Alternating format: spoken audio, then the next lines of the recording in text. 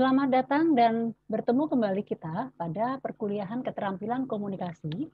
Hari ini kita sudah memasuki pertemuan kedua. Adapun topik yang akan kita bahas adalah tentang efektivitas berkomunikasi. Artinya kita akan membahas bagaimana berkomunikasi yang baik dan efektif dalam kehidupan nyata, dalam berorganisasi, dalam dunia kerja, dan dalam bermasyarakat. Tujuan pembelajaran kita hari ini, yang pertama, yaitu adalah agar semua mahasiswa yang mengikuti perkuliahan ini akan benar-benar memahami dan mengerti tentang bagaimana efektivitas dalam berkomunikasi yang baik. Berikutnya adalah sasaran dari pembelajaran kali ini adalah yaitu kita akan mempelajari atau membahas tentang faktor kesuksesan dalam berkomunikasi, gangguan hambatan berkomunikasi, peranan komunikasi, aspek-aspek komunikasi efektif, prinsip-prinsip komunikasi yang efektif, dan komunikasi antar pribadi. Kita akan membahas, kita akan kupas satu persatu pada hari ini. Yang pertama, kita akan bahas faktor kesuksesan dalam berkomunikasi. Komunikasi akan berhasil, artinya pesan yang disampaikan oleh komunikator kepada komunikan itu akan berhasil apabila pertama pesan mudah dipahami. Yang kedua, dalam penyampaian pesan itu harus perlu percaya diri. Kalau kita tidak percaya diri, ragu-ragu, otomatis lawan bicara kita atau komunikan itu akan juga tidak mau menerima atau tidak percaya dengan apa yang kita sampaikan sebagai seorang komunikator. Yang berikutnya adanya persepsi yang positif. Dalam berkomunikasi kedua belah pihak, baik itu sender atau receiver atau komunikator dan komunikan harus memiliki persepsi yang positif atau positive thinking. Nah, keberhasilan yang lain, kesuksesan yang lain itu dipengaruhi oleh adanya kedekatan sender dan receiver. Kalau kita sudah saling mengenal, biasanya komunikasi itu akan lancar, komunikasi itu akan menjadi efektif dan sama-sama terbuka dan sama-sama memahami. Tetapi kalau kita berbicara dengan lawan bicara yang tidak kita kenal, apalagi itu akan menyulitkan komunikasi itu akan berhasil apa tidak. Nah, terakhir yang berikutnya adalah tidak adanya gangguan dan juga bahasa yang digunakan harus sama. Kalau tidak sama akan terjadi misunderstanding, ketidakpahaman dalam penerimaan sebuah pesan yang disampaikan oleh seorang komunikator atau sender. Nah, ini yang perlu diperhatikan. Nah, berikutnya kita akan mencoba menelisik tentang apa saja gangguan atau hambatan yang sering terjadi pada proses komunikasi. Nah, yang jelas dalam berkomunikasi itu tentunya banyak hal yang dapat mengganggu kita berkomunikasi. Ya, banyak sekali rintangan-rintangan yang terjadi. Mungkin kita sudah mengalami secara tidak sadar bahwa dalam berkomunikasi, dalam berhubungan atau berbicara suka gagal dikarenakan adanya gangguan-gangguan yang di sekitar kita. Komunikasi dikatakan berhasil memang kalau penerima receiver itu memahami pesan yang dikirim oleh komunikator atau sender. Nah, gangguan itu sering terjadi dalam proses komunikasi di mana gangguan itu akan mengubah atau mengaburkan atau membiaskan sebuah pesan yang dikirim atau yang diartikan oleh pengirim akhirnya dipersepsikan atau tidak dipahami oleh penerima. Nah, di sini ada beberapa hambatan yang akan terjadi atau yang sering terjadi dalam proses komunikasi. Yang pertama, biasanya banyak orang itu maunya kalau berkomunikasi itu to the point, artinya mendengar apa yang ingin didengar saja. Nah, karena hambatan itu ya kalau misalnya adanya persepsi yang berbeda, itu udah pasti pesan dan beritanya tidak akan sampai dan justru menimbulkan kontra atau kesalahpahaman atau ketidakpercayaan atau pesan yang disampaikan tidak akan diterima, direspon dengan baik. Terus seringkali kalau kita berbicara dengan orang, kita selalu melihat subjek. Siapa sih yang berbicara? Kalau kita orangnya kenal, kalau orangnya orang berpengaruh, biasanya kita akan respect dan kita mau mendengar atau mengikuti pesan yang disampaikan. Tetapi kalau kita menganggap orang itu tidak penting, orang itu tidak terkenal, bukan pejabat, bukan tidak dekat dengan kita, biasanya kita akan cuek dan tidak mau mendengarkan apa yang disampaikan.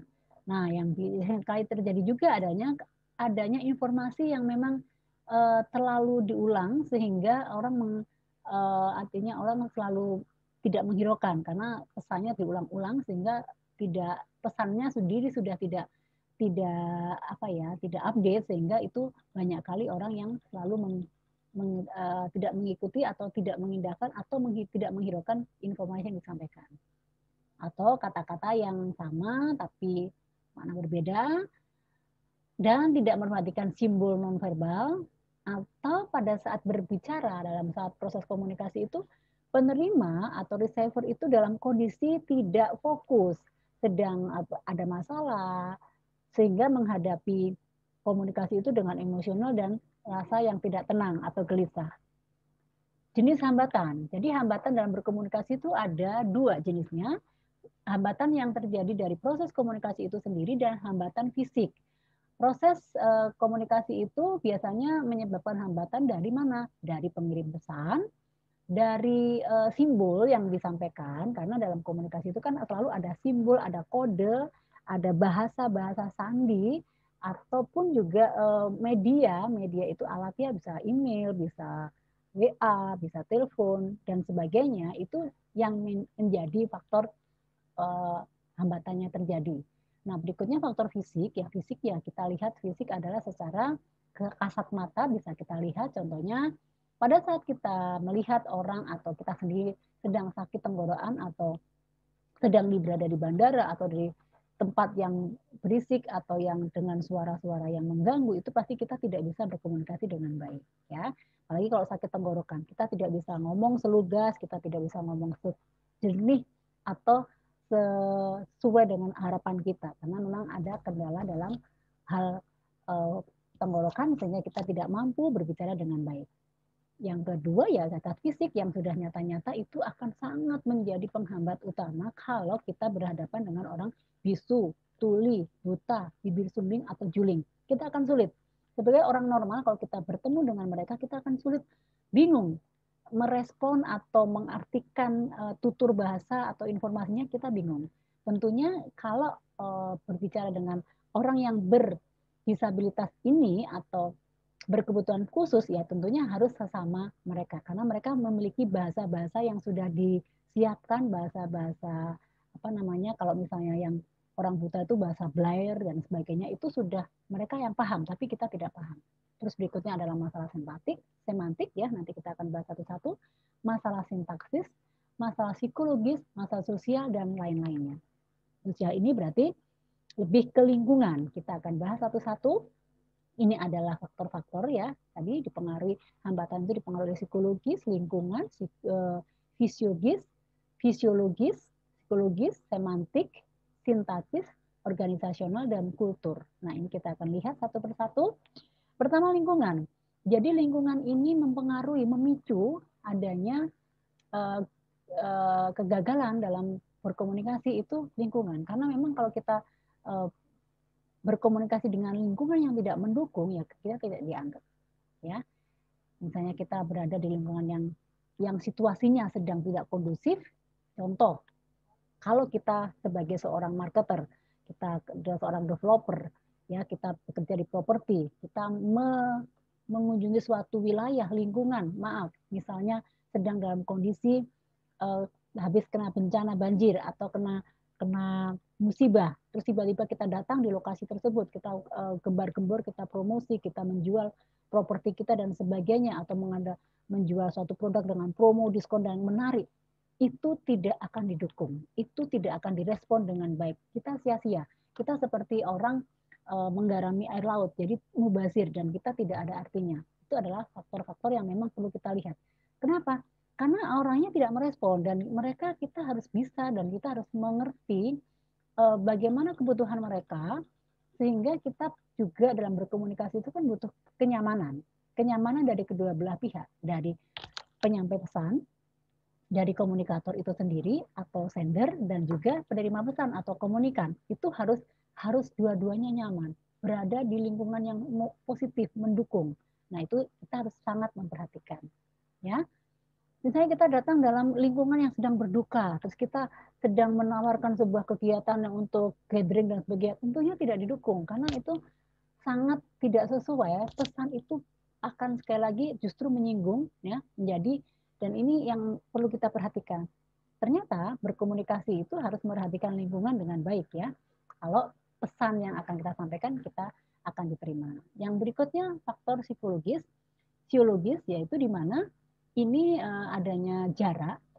Fisiologis itu kaitannya dengan jarak, dengan antar individu. Misalnya kita berkomunikasi pakai handphone, pakai telepon, tapi kita berada di tempat yang jauh dari sinyal, ya, sehingga itu berpengaruh sekali. Atau kita berbicara melalui jarak waktu, sehingga atau kalau kita sering mendengarkan radio di mobil, ya itu kan salah satu bentuk contoh komunikasi kita sebagai pendengar. Nah, pada saat kita berada di luar radius FM yang sudah melewati, maka suara itu akan hilang. Nah, otomatis ya kita tidak akan mendapatkan informasi, tidak bisa mendengar siaran radio tersebut. Itu adalah faktor psikologis karena dipengaruhi oleh efektivitas komunikasi karena menyangkut jarak dan sebagainya. Faktor semantik. Faktor semantik itu adalah hambatan karena bahasa. Hati-hati dalam berkomunikasi itu kita harus bisa menggunakan bahasa yang baik. Dan kita harus mengenal karakter si penerima. Kita harus mengenal karakter si komunikan. Kalau kita tidak mengenal mereka dan dengan percaya dirinya kita menggunakan bahasa yang tidak dimengerti oleh mereka, saya yakin Anda sudah mengalami hambatan. Anda percuma juga melakukan komunikasi, menyampaikan pesan tidak akan bisa direspon dengan baik. Yang berikutnya sintaksis. Sintaksis itu adalah ini sama, hampir sama, tapi ini lebih sistematika dalam kita penyampaian informasi. Misalnya kalau kita menyampaikan orasi, itu kita harus menggunakan bahasa yang sistematis, harus berurut. Kita harus bisa menggunakan bahasa yang EYD, tertata dengan rapi. Jadi tidak belepotan, kita tidak amburadul, bahasanya itu tertata rapi, tersistem. Kalau kita pernah belajar bahasa Indonesia itu SPOK-nya jelas, ya. Dan itu berurut. Pertama apa, stepnya apa, kedua apa, dan seterusnya. Jadi ini biasanya akan digunakan dalam organisasi-organisasi, dalam audiens, dengan masyarakat orang banyak, karena memang mereka kan kalau berbicara dengan masyarakat itu kan harus tertata rapi bahasanya, terstruktur, tersistematis, berurutan, sehingga mereka paham. Jadi semua apa yang kita sampaikan itu dipahami dengan baik. Nah, berikutnya ini organisasional. Berbicara organisasional berarti ini kaitannya dengan organisasi. Apa sih organisasi? Organisasi itu ya contohnya adalah perusahaan, kelompok-kelompok asosiasi, organisasi-organisasi parpol dan sebagainya. Artinya kelompok orang, kelompok yang terdiri dari orang yang melakukan kegiatan. Nah, di mana di situ akan didominasi adalah manusia atau kelompok orang. Nah, karena berhubungan dengan organisasi, maka agar tidak terjadi hambatan dalam berkomunikasi, maka harus diperhatikan karakter atau diperhatikan secara faktor-faktor manusiawi, karena di situ banyak sekali pribadi-pribadi yang berbeda-beda latar belakang, berbeda-beda karakter, temperamen. Nah, itu kita harus hati-hati di sini, jangan sampai menimbulkan sebuah emosi, pertentangan, prasangka negatif, karena kalau dalam organisasi itu harus satu suara, harus mengikuti suara terbanyak, harus mengikuti keputusan. Nah, ini biasanya dibutuhkan seorang leader, seorang manajer atau director atau pimpinan yang memang bisa mengayomi, bisa membuat sebuah komunikasi antar pimpinan dan bawahan atau sebaliknya bawahan dan keatasan itu menjadi harmonis, menjadi sebuah hubungan yang mutualisme. Maka di sini harus hati-hati karena itu tadi harus memperhatikan emosi, harus memperhatikan karakter, harus memperhatikan latar belakang orang-orang yang ada di dalam organisasi itu. Ini sekali lagi dibutuhkan supaya tidak terjadi permasalahan di kemudian hari, maka dalam sebuah organisasi itu butuh komunikasi yang memang bagus, penguasaan audien atau penguasaan anggota organisasi itu secara bagus. Nah, yang berikutnya tentang kultural.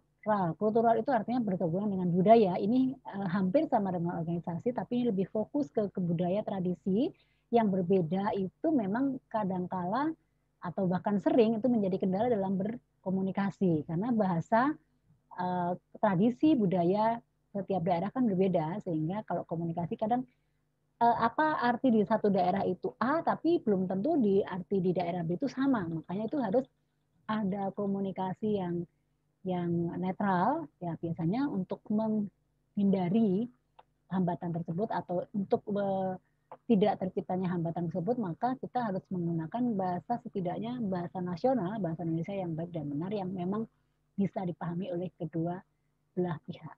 Nah, yang berikutnya adalah psikologis, karena psikologis ini artinya hambatan yang memang sering muncul kalau lawan bicara kita, komunikan, itu sedang dalam kondisi tidak stabil, sedang labil, sedang gelisah, sedang sedih, sedang ada masalah. Nah, ini berpengaruh karena menimbulkan apa? Kalau misalnya sedang emosi, dia bisa menanggapnya dengan emosi, dengan amarah. Kalau misalnya dia blank atau sedih, ya pasti mereka akan jawabannya meresponnya dengan emosional yang saat itu sedang moodnya sedang ada, ya sedih.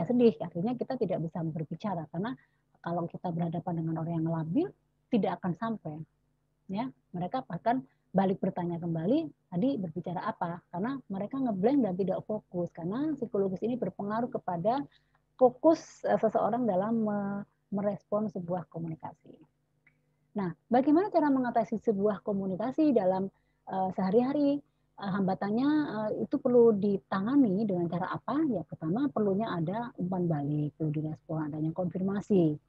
Terus menggunakan beberapa saluran komunikasi, artinya kalau kita menulis pesan di WA nggak bisa, kita telepon, di telepon nggak bisa, kita email. Nah, itu adalah cara-cara media, jangan cukup sekali. Misalnya kita mau ketemu, tapi ketemu nggak bisa, udah dibiarkan saja, tunggu sampai ketemu. Misalnya itu harus menyampaikan pesan yang urgent, ya kita nggak akan bisa terselesaikan. Apa yang harus dipakai? Nggak bisa ketemu langsung, akhirnya kita via email, kita via video call, kita video via telepon. Nah, itu yang dilakukan. Medianya banyak. Terus yang memang yang terbaik komunikasi itu tatap muka, ketemu face to face, karena tidak ada rintangan, tidak ada gangguan, tidak ada sinyal yang putus-putus. Nah, itu akan lebih baik. Tapi dalam kondisi saat ini kan kita tidak bisa, karena komunikasi itu bisa dilakukan setiap saat. Misalnya kita tinggal di Jepang, terus dengan tinggal di Indonesia, kita mau berkomunikasi harus ketemu langsung kan itu butuh waktu, butuh biaya, ya kan? Harus menentukan schedule dan sebagainya, itu kan butuh waktu yang banyak, tapi itu dilakukan secara online. Nah, itu yang kondisi saat ini dengan digital itu seperti itu. Memang tapi masih ada kendala, misalnya faktor jarak yang menyebabkan sinyal kurang bagus. Nah, itu juga salah satu kendalanya. Nah, agar itu tidak terjadi, memang kita sekali lagi dalam berkomunikasi itu jangan hantam kromo. Hantam kromo itu artinya asal menyampaikan. Kita harus melihat situasi, artinya melihat kondisi keadaan penerima. Paham dengan isyarat nonverbal atau simbol, dan bahasanya juga tidak bertele-tele, dan usahakan dalam berkomunikasi itu selain berbicara, kita action dengan melibatkan atau menggerakkan anggota tubuh kita untuk lebih menguatkan. Misalnya kita sedang memberikan semangat, ya kita harus dengan genggaman tangan untuk menunjukkan semangat. Nah, itu artinya supaya itu benar-benar meyakinkan kepada komunikan atau penerima itu bahwa apa yang kita sampaikan itu benar-benar penting dan benar-benar memang harus direspon dengan baik. Berikutnya, kiat meminimalis hambatan. Apa cara meminimalis? Pertama, ya melakukan pendekatan dengan audiens. Kita harus mengenal, ya, tadi kuncinya komunikasi yang bagus itu adalah kita mengenal audiens atau lawan bicara kita, atau mengenal komunikan. Berikutnya, mengembangkan iklim komunikasi yang terbuka. Nah, kita harus luas, ya, terbuka. Berikutnya adalah berbicara atau berkomunikasi secara etis. Terus menggunakan pesan yang singkat dan efektif, jadi tidak bertele-tele, dan meminimalkan gangguan dalam proses komunikasi. Diudahkan kalau berbicara, ya kita mencari tempat atau memang tempat yang memang tidak akan ada gangguan sehingga komunikasinya lancar. Nah, komunikasi itu memegang peranan penting dalam kehidupan kita sehari-hari. Kenapa hal ini penting? Karena komunikasi itu sendiri menjadi sebuah kebutuhan dasar. Karena tiap hari tidak ada orang atau manusia yang tidak berkomunikasi, ya. Nonton TV saja kita berkomunikasi, mendengarkan musik saja kita berkomunikasi. Artinya bahwa komunikasi itu memang kebutuhan kita sehari-hari, ya. Kita berdoa saja kepada Tuhan itu komunikasi, ya. Jadi tidak ada sedetik pun orang tidak berkomunikasi. Ini jadi perannya adalah menjadi kebutuhan dasar. Kedua, ya, komunikasi itu bisa dilakukan di mana saja. Ya kan tadi saya bilang, nonton TV komunikasi, di mobil kita dengerin musik komunikasi, berdoa kita komunikasi, baca buku itu adalah komunikasi. Ya kan ada medianya buku. Nah, terus komunikasi itu memang untuk mempererat hubungan sebetulnya. Komunikasi itu adalah untuk mempererat hubungan. Misalnya kita dengan keluarga, kita dengan anak, dengan suami, dengan pacar, ya, dengan teman, itu adalah tujuannya untuk mempererat. Bayangkan kalau Anda satu kelas, satu perusahaan, satu ruangan, tapi tidak pernah komunikasi, seakan-akan seperti kuburan. Artinya tidak ada ikatan, tidak ada hubungan yang dibangun secara baik. Karena komunikasi adalah membantu membuat relationship, membuat hubungan itu menjadi lebih baik, ya. Dan di situ akan terjadi keikatan yang lebih dalam atau keharmonisan juga akan tercipta karena komunikasi. Nah, yang sering kali diimplementasikan dalam dunia bisnis, dalam dunia sosial, dalam dunia masyarakat atau lingkungan, itu adalah komunikasi itu membantu memecahkan masalah, ya. Karena ya harus dipecahkan, harus disampaikan, di ide gagasannya harus disampaikan untuk bisa memecahkan sebuah masalah. Terakhir adalah menjalin hubungan baik dengan sesamanya, yaitu tadi hampir sama dengan yang di atas, bahwa ini menjalin komunikasi itu adalah tujuannya adalah peranannya untuk menjalin hubungan baik dengan sesama kita semuanya. Prinsip-prinsip komunikasi. Ada 12 prinsip yang harus kita pelajari, yang harus kita pahami. Pertama, komunikasi adalah suatu proses simbolik, karena komunikasi itu biasanya kode, ya, isyarat. Yang kedua, setiap perilaku ya mempunyai potensi komunikasi. Setiap perilaku itu, setiap individu, setiap kita memiliki potensi untuk berkomunikasi. Ya.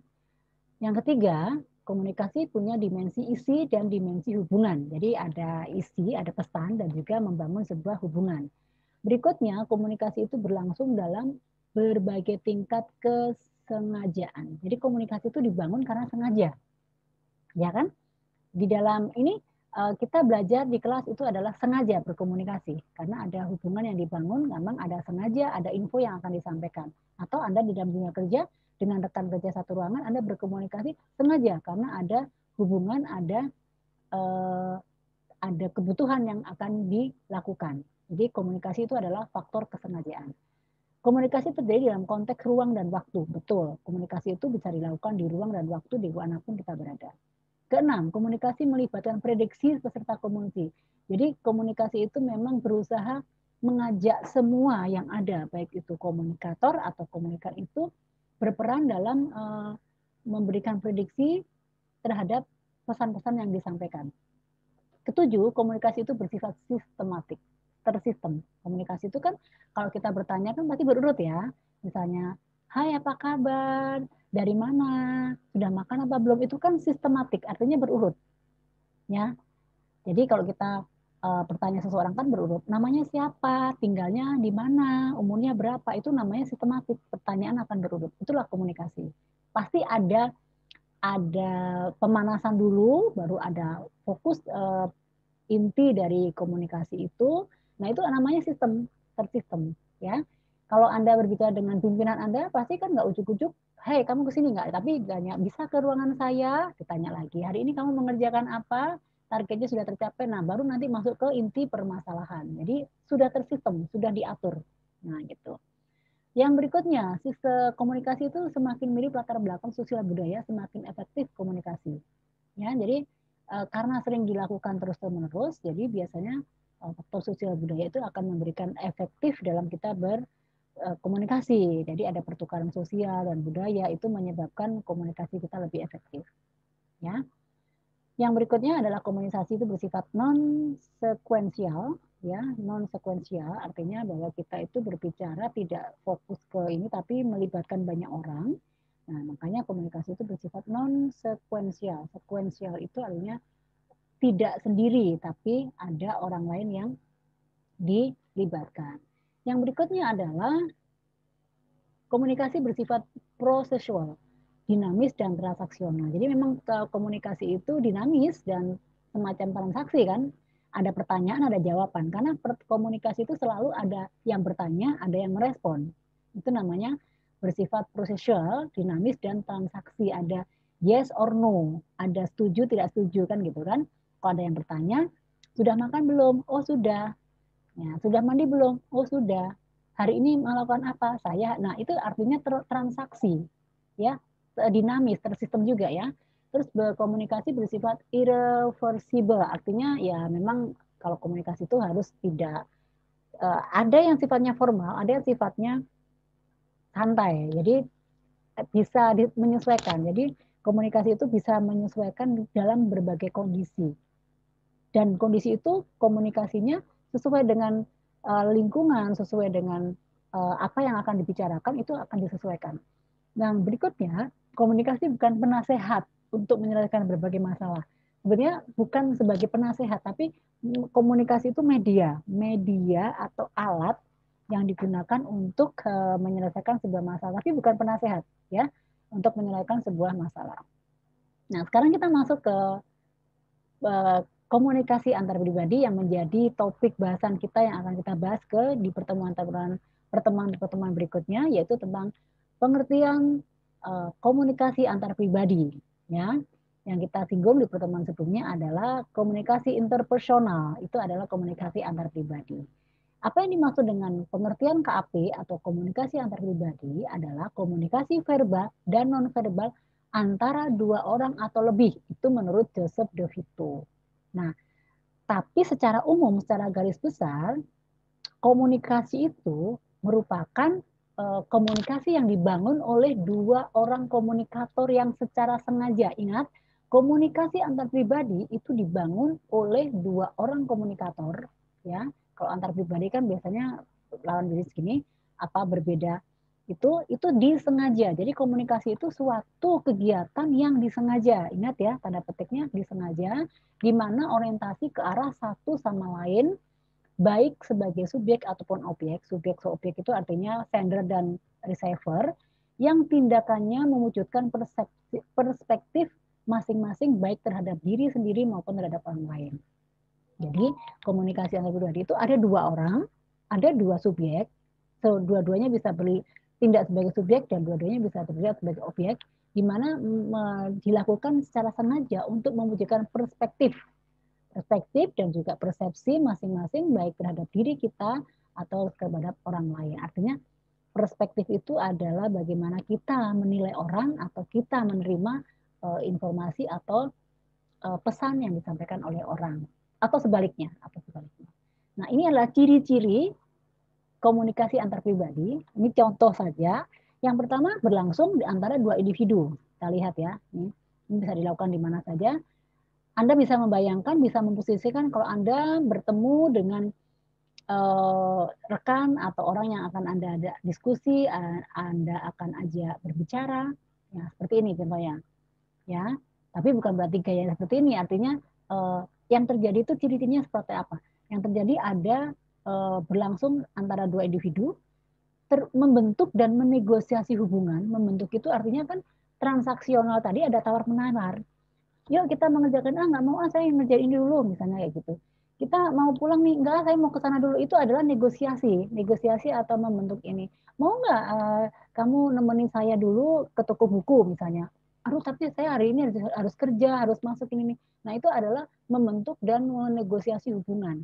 Kalau kan disengaja, karena komunikasi yang antar pribadi itu kan disengaja. Artinya ada kesepakatan, ada kedekatan antara receiver dan sender, dan biasanya akan terjadi komunikasi untuk membangun relationship. Ya, ingat ya, biasanya kalau antara pribadi ini ada hubungan relationship. Relationship itu bukan hubungan dalam tanda kutip ya. Relationship itu bisa hubungan bisnis, bisa hubungan pertemanan, bisa hubungan dalam pekerjaan.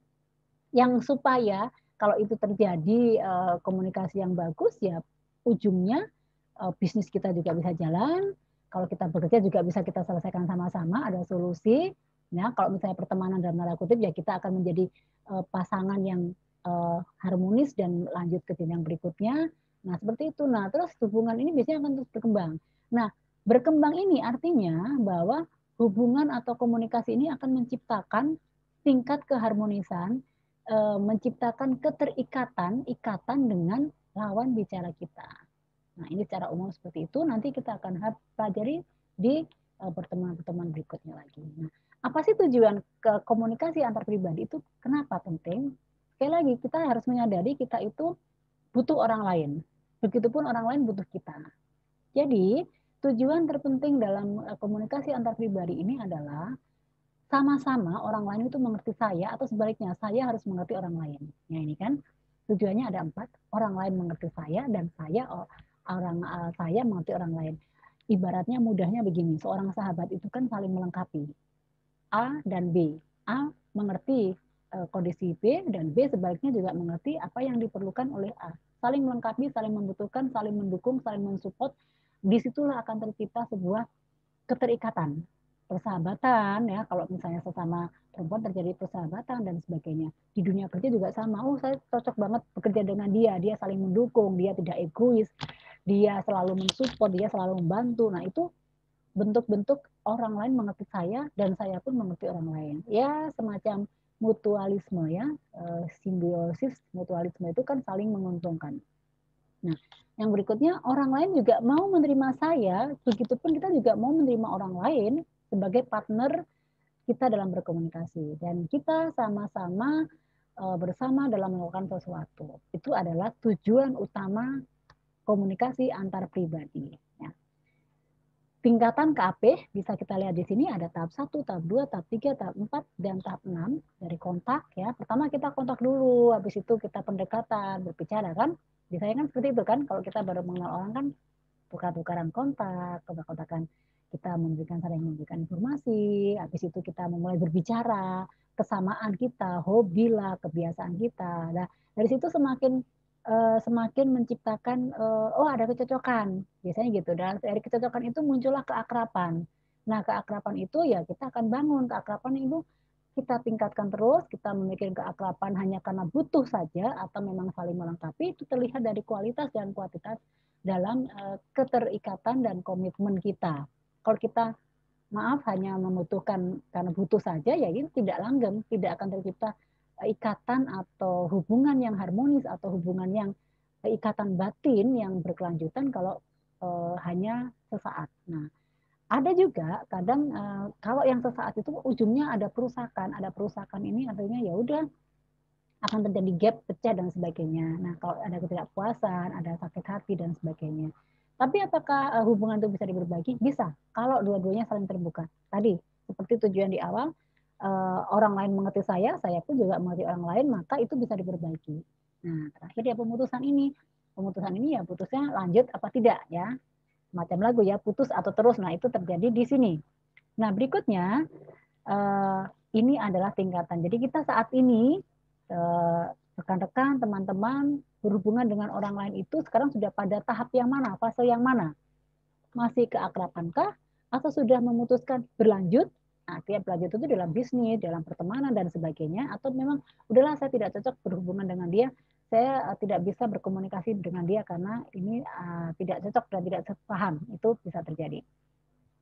Baik, materi hari ini sudah sangat jelas, sudah saya sampaikan semuanya.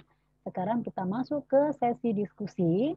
Seperti biasa ini adalah diskusi kelompok ya. Silahkan sharing, silahkan bertukar pikiran, membahas dari beberapa pertanyaan ini. Kita kembali ke e-kampus dan mohon tugasnya ini dikerjakan, dibuat dalam bentuk PDF, satu kelompok satu, dikirim sesuai deadline paling lambat yang sudah ditetapkan di e-kampus. Bila ada pertanyaan, kita bisa diskusi melalui e-kampus ataupun di WA Group, dan kita bisa melanjutkan di pertemuan selanjutnya dengan materi dan topik yang kita akan bahas lebih menarik lagi. Terima kasih atas perhatiannya. Saya ucapkan terima kasih. Sampai bertemu kembali pada pertemuan berikutnya.